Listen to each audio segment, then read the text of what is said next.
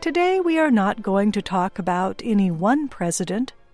We will instead talk about the presidency itself, what some people call the office of the presidency.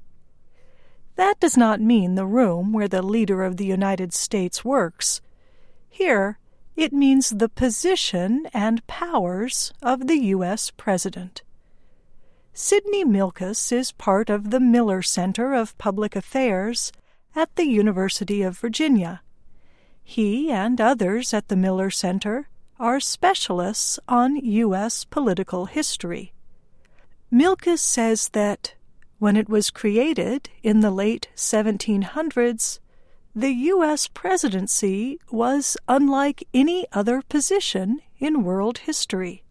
For thousands of years before the American Constitution, people thought a strong executive power and a democracy, what Jefferson called self-government, were incompatible. Because how could a sovereign people delegate tremendous responsibility to one individual and still consider themselves a democracy, even a representative democracy? In other words, the idea of giving a lot of power to one person made sense if the country were a monarchy and ruled by a king or queen. And giving a lot of power to an elected group in a legislature made sense if the country were a democracy and voters elected representatives. But giving a lot of power to one person in a democracy did not seem to make sense. The writers of the Constitution understood this situation. They were concerned about giving one person too much power.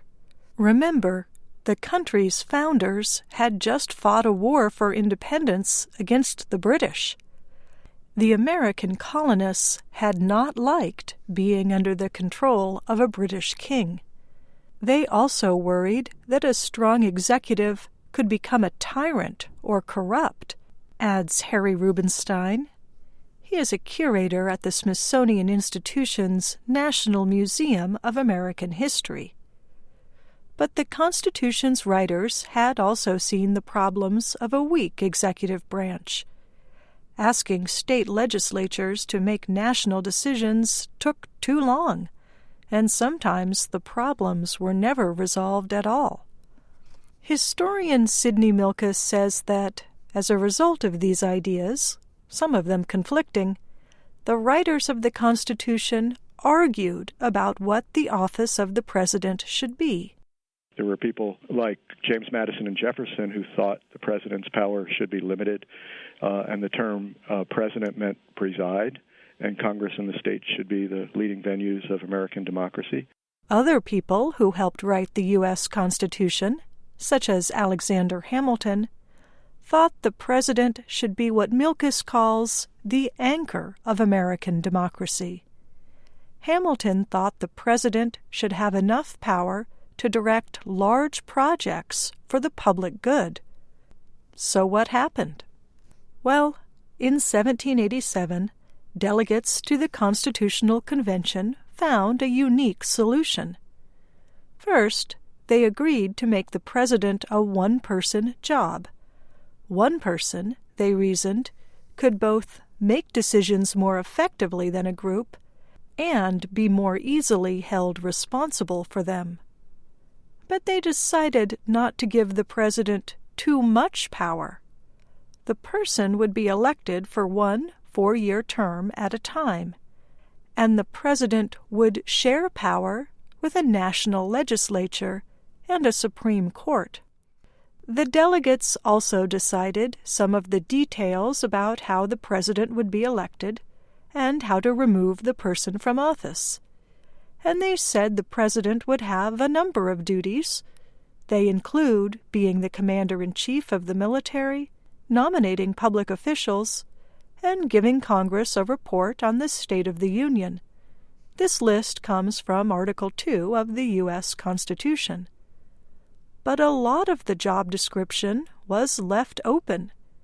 It said, "The President shall take care that the laws be faithfully executed." Since it was written in 1787, that expression has informed discussions about what powers the U.S. president should really have. Historian Sidney Milkis says Americans are still debating how much power the president should have. For most of the 19th century, he says, the powers of the president were more limited.